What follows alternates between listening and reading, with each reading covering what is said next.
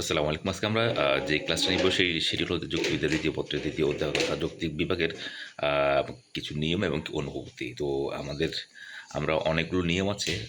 যৌক্তিক বিভাগে ৫ টা নিয়ম আছে। তার মধ্যে থেকে আমরা আজকে ২ টা নিয়ম নিয়ে আলোচনা করব এবং কি আশা করি খুব সহজেই ২ টি নিয়মকে আমরা আসলে বোঝানোর জন্য চেষ্টা করব। নিয়ম হচ্ছে যে মানে যে কী নিয়ম মানতে হয় আর সেই নিয়মগুলো না মানলে কি ভুলের সৃষ্টি হয় বা কি সমস্যা হয়, সেই সমস্যাকে বা সেই ভুলকে আমরা বলছি হচ্ছে অনুভূতি। প্রথমত নিয়ম হচ্ছে যে যৌক্তিক বিভাগের মূল সূত্র হবে একটি। অর্থাৎ একটি সূত্র বা নীতির উপর ভিত্তি করে যেকোনো কিছুকেই বিভক্ত করতে হবে। একটি নীতি কিংবা সূত্রের উপর ভিত্তি করে যেকোনো সমস্যাকে সমাধান করতে হবে। ওকে? আমরা আমরা যদি নাকি একটা এক্সাম্পল দিই সেক্ষেত্রে আমরা বলতে পারি যে ধরলাম যে আমরা এক এক বাবা তার ২ মেয়ে এবং কি ১ ছেলে রেখে এবং কি ১০০ ডিসিম জায়গা রেখে সে মৃত্যুবরণ করলো। মৃত্যু পরবর্তীতে তার ছেলে মেয়েদের কাছে সম্পত্তিটা বন্টন হবে। এখন কোন ভিত্তিতে বন্টন হবে? মানে কোন নীতির উপর ভিত্তি করে বন্টন হবে? আমরা সেখানে ইচ্ছে করলে ধর্মীয় ভিত্তিতে মানে ভাগ করতে পারি।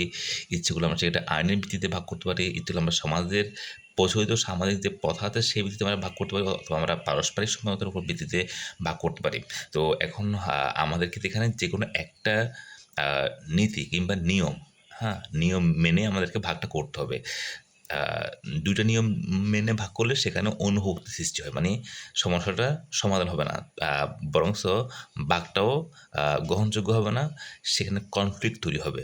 এই কারণে যেকোনো একটা নিয়মের উপর ভিত্তি করে আমরা সেই ভাগটা করব। যখন নাকি আমরা একটা নিয়মের উপর ভিত্তি করে ভাগটা করব তখন আমাদের ১ নাম্বার যে নিয়ম সেটা হয় যৌক্তিক বিভাগের মূল সূত্র হবে একটি। আর যখন নাকি আমরা এই নিয়মটা লঙ্ঘন করব, লঙ্ঘন করে যখন নাকি আমরা বলব যে না আমরা একটা নিয়ম না আমরা ২ টা নিয়ম কিংবা ৩ টা নিয়মের উপর ভিত্তি করে আমরা আ এই ভাগটা করব। তখনই সেখানে অনুভূতি সৃষ্টি হবে।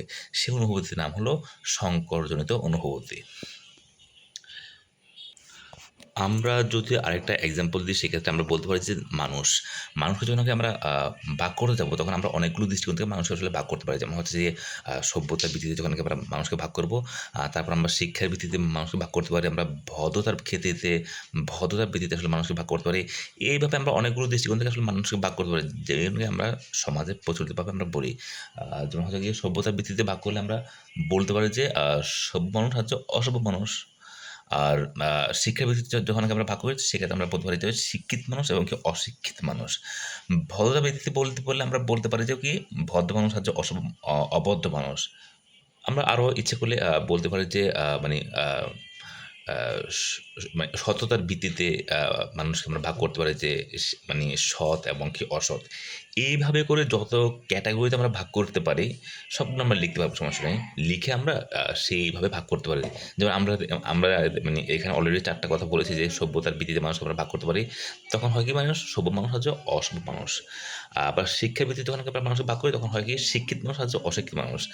ভদ্রতার ভিত্তিতে যখন নাকি আমরা ভাগ করি তখন হয় কি ভদ্র মানুষ হচ্ছে অভদ্র মানুষ। একইভাবে আমরা ৪ নাম্বারের জন্য কি আমরা বলি যে মানে যে সততার ভিত্তিতে মানুষ বললে তখন হচ্ছে কি সৎ মানুষ হচ্ছে অসৎ মানুষ। এইভাবে আমরা মানুষকে যখন নাকি ভাগ করব তখন যেকোনো একটা নিয়মকে মানবো। হয়তোবা সভ্যতা নিবো বা শিক্ষা নিবো বা ভদ্রতা নিবো অথবা সততা নিবো। তখনই ১ নাম্বার যে নিয়মটা সেটি ঠিক হয়। যখন নাকি আমরা মানে একটা নীতি না নিয়ে যখন আমরা ২ টা নীতিকে একসাথে নিবো কিংবা ৩ টা নীতি আমরা একসাথে নিবো বা ৪ টা নীতি আমরা একসাথে নিবো, তখনই সেখানে অনুভূতির সৃষ্টি হয়। সেই অনুভূতির নাম হচ্ছে সংকরজনিত অনুভূতি। আমরা একটা এক্সাম্পল দিই, সেক্ষেত্রে আরো বিষয়টা ক্লিয়ার হবে। আমরা একটা এক্সাম্পল দিয়েছি যে মানুষ হয় সৎ ও ভদ্র।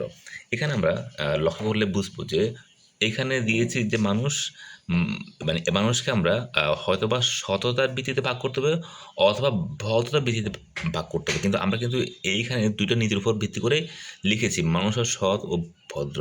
যেটা নাকি আমাদের নিয়ম ছিল হচ্ছে যে যেকোনো একটা নীতি।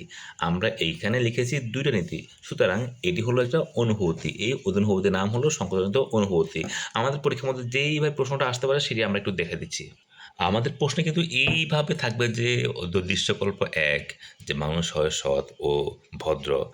আ ঘ নাম্বার যে প্রশ্নটা হয় আমাদের সেখানে লেখা থাকবে যে উপরোক্ত উদ্দীপকে মানে মানে উপরোক্ত যে দৃশ্যকল্প ১ এ কোন ধরনের অনুভূতি সৃষ্টি হয়েছে?